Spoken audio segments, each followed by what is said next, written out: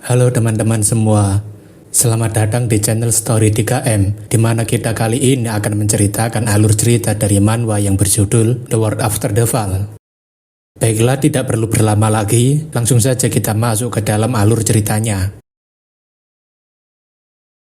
Di Great Land, para monark menyebut Awakener sebagai kesalahan sistem, tapi para dewa menganggap bahwa mereka hanyalah seorang manusia yang mencoba menjadi seorang dewa.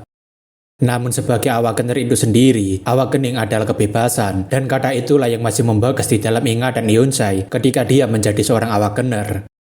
Setelah bertahan beberapa minggu dalam pelatihan yang mengerikan, dia mencapai keberadaan yang bisa melawan para dewa dengan jiwanya sebagai seorang manusia dan tidak terikat dengan aturan adapter. Akan tetapi, Yonsei saat ini sedang terjebak di dalam suatu tempat, tapi Yonsei menebak mungkinkah ini adalah sangkar yang dibuat oleh seseorang untuk menculik para Awakener. Di sisi lain, tempat itu malah menunjukkan bayangan lain dari Yonsei sambil mengatakan apakah dia berpikir jika metaverse ini mudah baginya. Tidak hanya itu, Yonsei juga mendapatkan berbagai macam ucapan dari seseorang yang mengatakan bahwa dia tidak setara dengan 6 dewa terkuat metaverse. Sama ketika Jaehwan mendapatkan serangan dari Nebula, Yonsei sekarang dibanjiri dengan pesan-pesan dari dewa lain yang mulai mengacaukan pikirannya. Perlahan tapi pasti, pesan-pesan itu mengganggu pikiran Yonsei hingga pada akhirnya dia bertanya-tanya siapa sebenarnya dirinya. Yonsei bertanya bagaimana dirinya harus keluar dari sini, tapi Arteina yang datang mengatakan ini adalah Yesterday dan sekarang dia adalah bonekanya. Kembali ke waktu sekarang, di mana Jaehwan membalas apakah Arteina berpikir jika dirinya takut untuk melawan orang-orang dari Visur. Melihat adanya Anderson, Jaehwan menanyakan bagaimana dia bisa masuk kemari, dan Anderson mengatakan dirinya adalah bagian darinya setelah dia memakannya. Anderson meminta agar Jaehwan memberikannya waktu untuk berbicara dengan Arteina, dan Jaehwan mengatakan 3 menit cukup. Anderson kemudian mengatakan dalam waktu 3 menit, Arteina akan mati seperti Justus, jadi apakah dia masih tidak mau mengubah pikirannya? Anderson mengatakan dirinya tahu Arteina sulit mempertahankan santuarinya dengan war power yang terputus dari pabrik. Ketika Anderson mendengar soal rumor bahwa dia menjadi seorang King Delete 7, dirinya tidak percaya karena dia bukanlah seseorang yang akan mengeksploitasi dewa lain seperti itu. Arteina mengatakan dirinya tidak pernah menghentikan para dewa itu untuk meninggalkan Yesterday, tapi Anderson mengatakan itu karena mereka sudah kecanduan. Arteina mengatakan bahkan jika mereka meninggalkan Yesterday, mereka tidak akan mendapatkan kehidupan yang mereka inginkan dan akan menghadapi metaverse. Anderson mengatakan maka dari itu mereka harus berani keluar dari metaverse juga, tapi Arteina mengatakan itu adalah sesuatu yang tidak bisa dirinya lakukan bersama dengan Justus.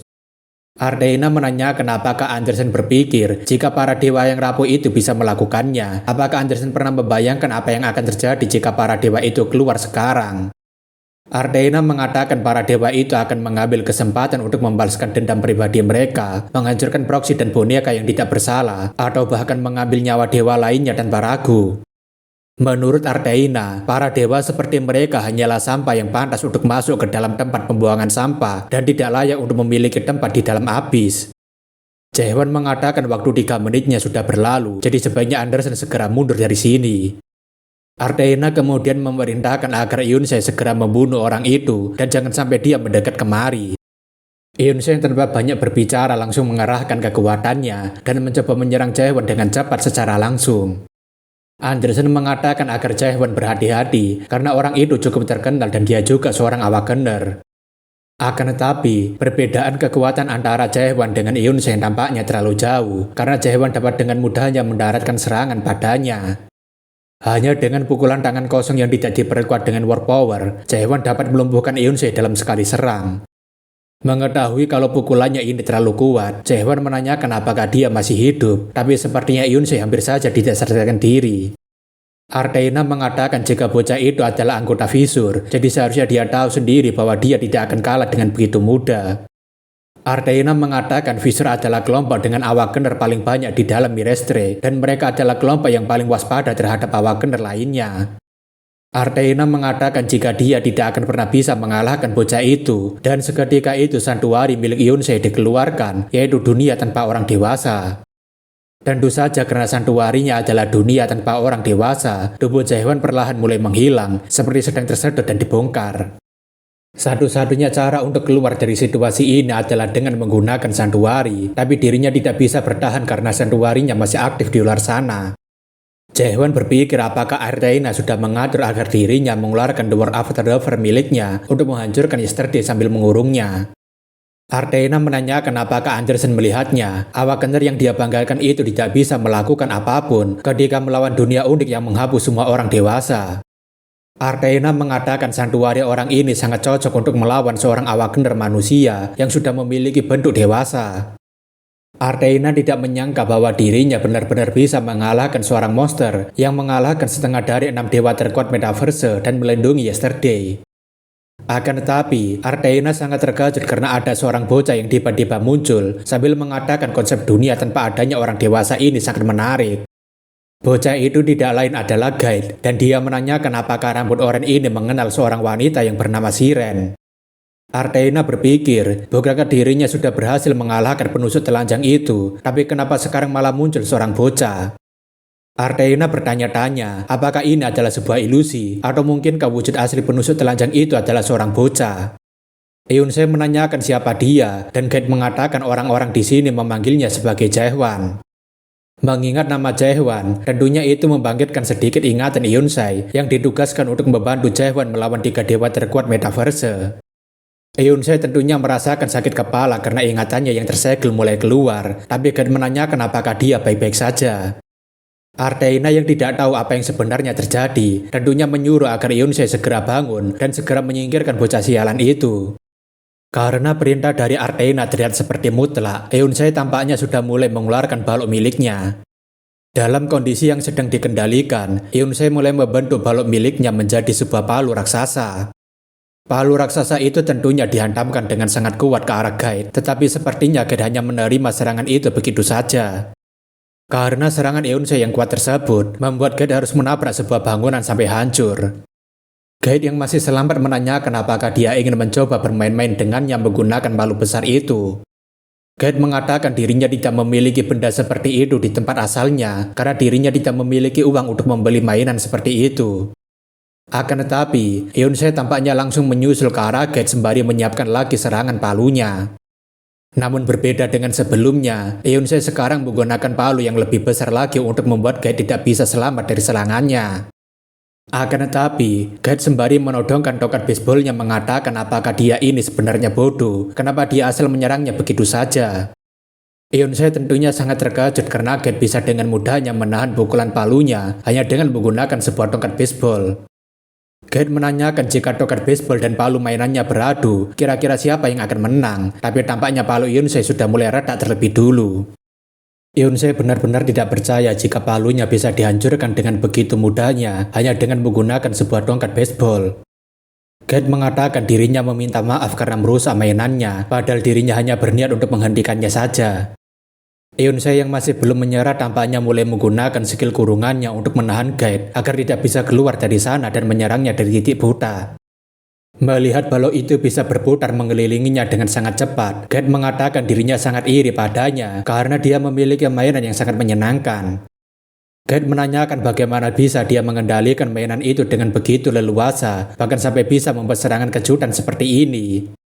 Hantaman demi hantaman balok itu menghujani Guide tanpa henti, tapi Guide dengan mudahnya menghindari serangan tersebut. Karena serangan seperti itu tidak mampu memberikan satupun goresan, Eunse pada akhirnya memilih untuk menyerang Guide secara langsung. Untung saja, Guide masih sempat menghindari serangan Eunse, meskipun wajahnya Guide terlihat sedikit terkejut. Guide mengatakan matanya yang bersinar tadi itu terlihat sangat keren, jadi bagaimana bisa dia menggunakannya. Guide kemudian mendatangi Eunse lagi sembari menunjukkan apakah dirinya sekarang sudah bisa menggunakan mata menyalanya dengan benar. Namun bersamaan dengan itu, Eunse malah mengingat sedikit masa lalunya ketika masih kecil. Saat itu, seseorang menanyakan apakah Yeolju serius akan melanjutkan proyek ini, padahal dia sendiri sudah tahu bahwa Seolha tidak akan membiarkannya melakukan itu. Yeolju mengatakan eksperimen ini penting untuk mengkonfirmasi batasan awakening dan mereka tidak bisa meninggalkan proyek penguatan ini begitu saja.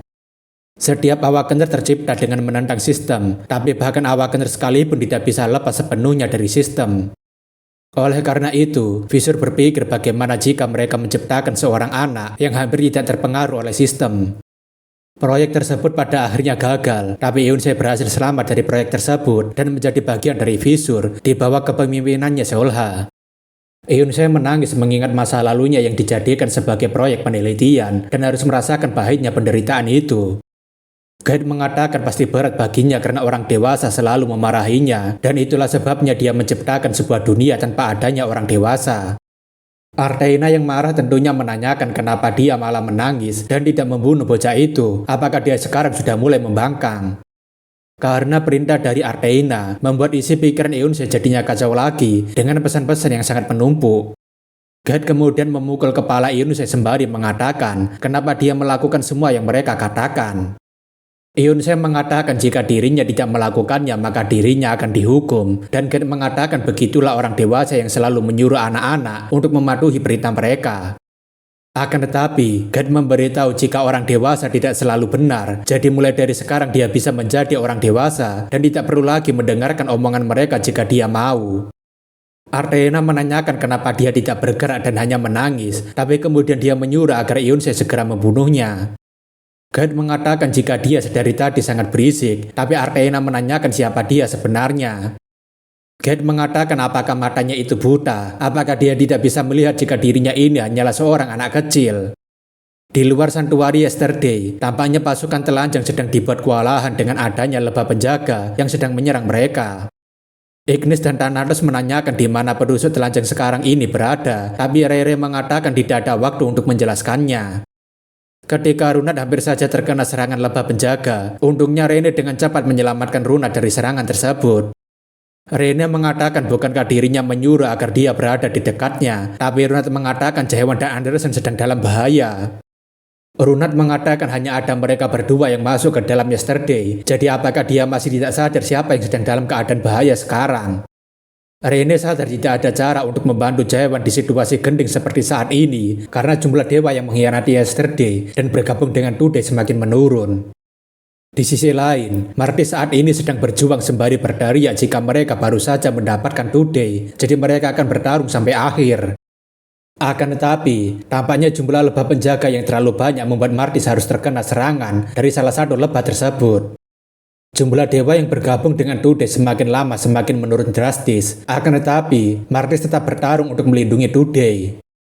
Martis tahu bahwa Today bukanlah konsep yang hebat, dan dia tahu bahwa 10 tahun yang dia habiskan untuk menusuk tidak akan mengubah hidupnya.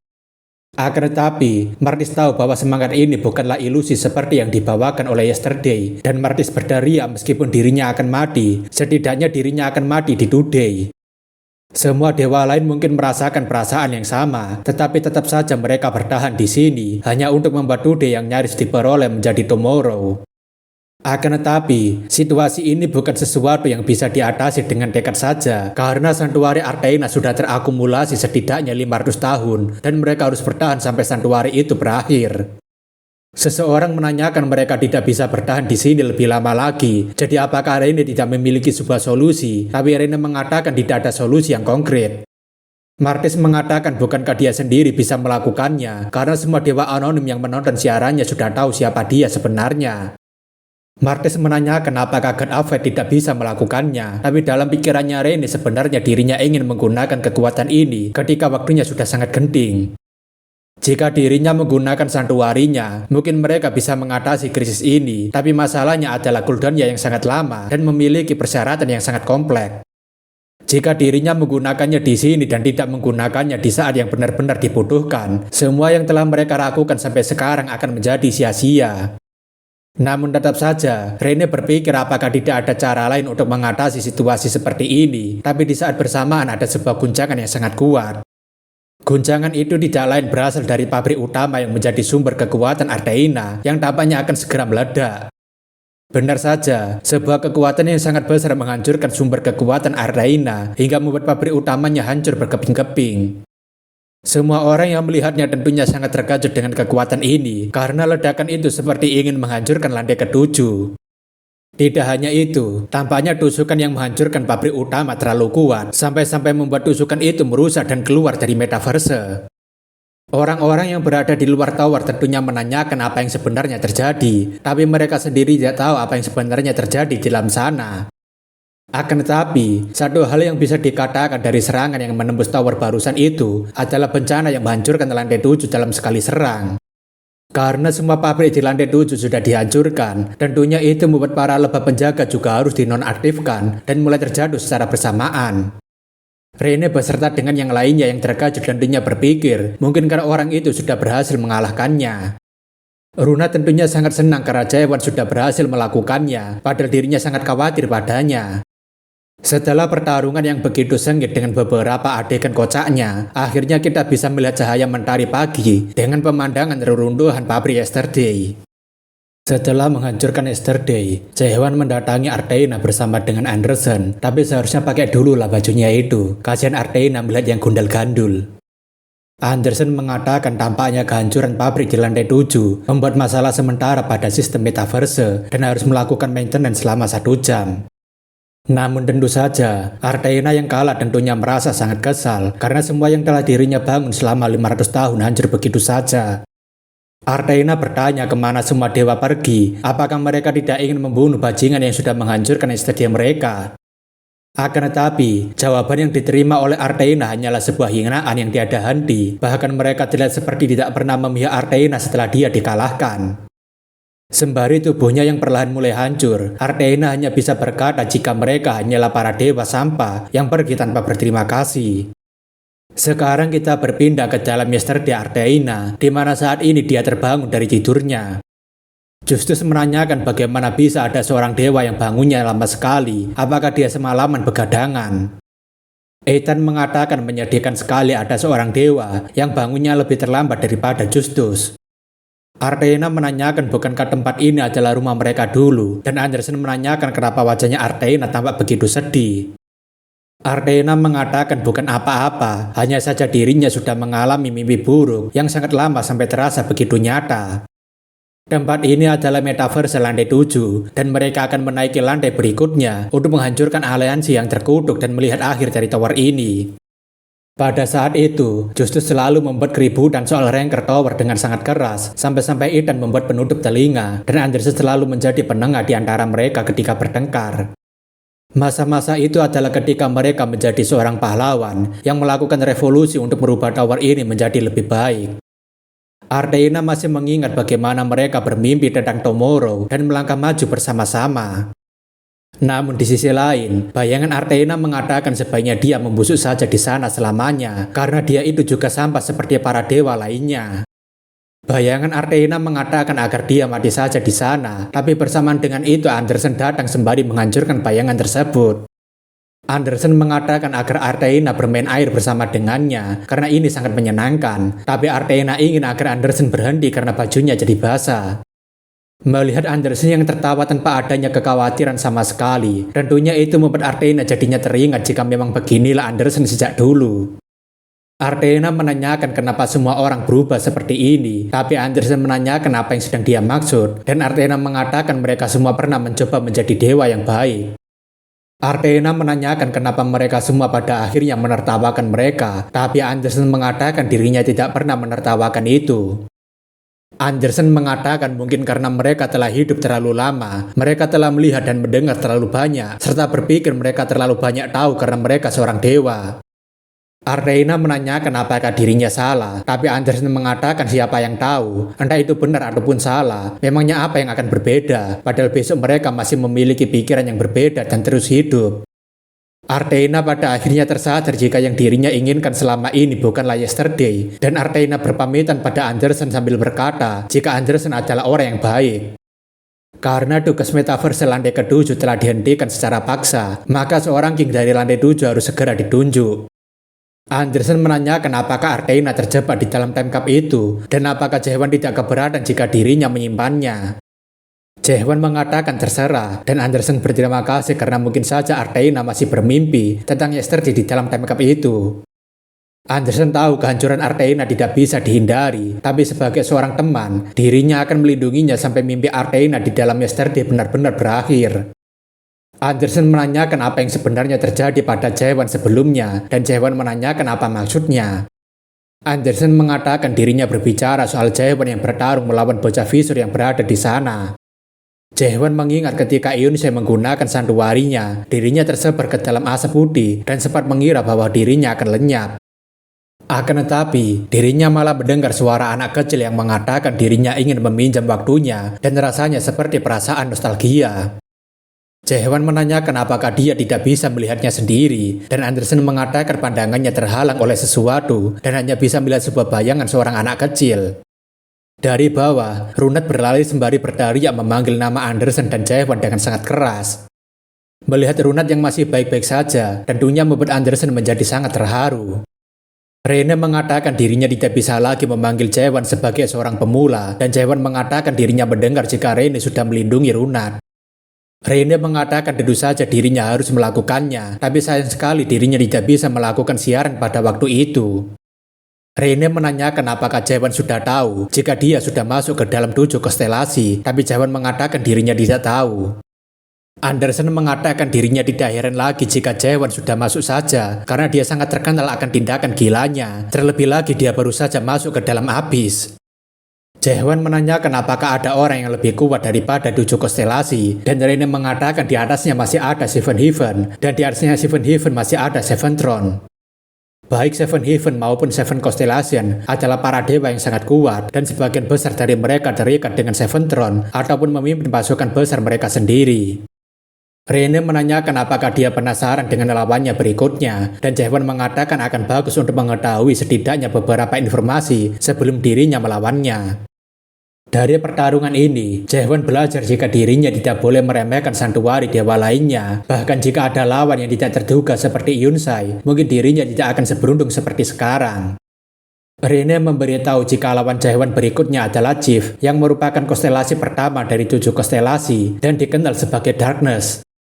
Tidak banyak yang diketahui tentang Chief, tapi dia adalah orang kepercayaan Kronos yang merupakan salah satu Seven Throne, dan selain Kronos, belum pernah ada dewa yang pernah mengalahkannya. Terlebih lagi, Chief menjadi orang yang sangat kuat dan tidak bisa dikalahkan oleh dewa lainnya adalah karena Chief memiliki 3 Divine Artifact. Runat menanyakan apakah maksudnya adalah 3 Ancient Divine Artifact, dan Rene membenarkan. Andaikan saja jika Chief tidak memiliki 3 artefak kuno tersebut, dirinya yakin jika Chief tidak akan mungkin bisa mencapai posisi sekarang. Jaehwan berpikir, jika itu adalah sebuah artefak kuno, apakah itu berhubungan dengan Soul King yang juga merupakan dewa kuno? Lalu apakah salah satu komponen yang dipegang oleh Chief adalah Void Sword? Rene mengatakan jika Chief bukanlah lawan yang mudah, karena sampai sekarang belum pernah ada yang tahu apakah Chief menggunakan sebuah setting ataupun komponen selama pertarungannya. Terlebih lagi, Jaehwan sekarang sudah menjadi sasaran bagi aliansi, jadi bukan Chief saja yang harus Jaehwan khawatirkan. Rene mengatakan aliansi tidak sepenuhnya kalah berkat tindakan yang tidak terduga Jaehwan, dan Jaehwan menanyakan apa maksudnya. Berkat tindakan Jaehwan, Metaverse akan semakin berkembang dan membuat para dewa berbondong-bondong untuk memasuki tower, sehingga aliansi bisa dengan mudahnya memulihkan lantai ke-7. Dengan Little Brother yang sedang diblokir, beberapa dewa yang merasa frustasi mungkin akan datang langsung untuk melihat Jaehwan kemari. Meski Metaverse telah kehilangan beberapa Sigurd, tapi akan selalu ada calon baru untuk Sigurd yang baru. Jadi kalau dia naik ke lantai berikutnya, itu juga akan menjadi bagian dari rencana Chief. Rene menanyakan apa rencana Jaehwan yang selanjutnya, dan Jaehwan mengatakan dirinya akan lanjut ke lantai berikutnya dan menutup lantai ini. Rene menanyakan kenapa dia terburu-buru seperti itu, apakah dia tidak mau menunggu di sini dan mengumpulkan banyak pasukan terlebih dulu. Jaehwan mengatakan tampaknya Rene ingin sekali menjadi God of Yesterday yang baru, tapi Jaehwan mengatakan jika Jaehwan di sini bisa menjadi seorang dewa anonim dan bersembunyi untuk sementara waktu. Rene menjelaskan jika Abyss membutuhkan dewa anonim untuk melemahkan kekuatan musuh, dan Jaehwan menanyakan kenapa mereka harus bersembunyi. Rene mengatakan jika Jaehwan tidak bersembunyi, maka dia akan mati dan tidak semua orang bisa hidup barbar seperti dia. Rene mengatakan dirinya tahu ini memang beresiko, tapi lantai 7 bisa berubah tergantung siapa yang menjadi king, dan Jaehwan menanyakan apakah dia berpikir untuk menjadi king. Rene mengatakan dirinya tidak berniat untuk bertarung melawannya, karena akan ada banyak sekali pasukan aliansi yang sedang menunggu mereka di lantai atas selagi mereka buru-buru untuk naik. Oleh karena itu, Rene ingin agar Jaehwan langsung memerintah lantai ke-7 ini dan mengumpulkan pasukan untuk melawan mereka yang berada di lantai atas.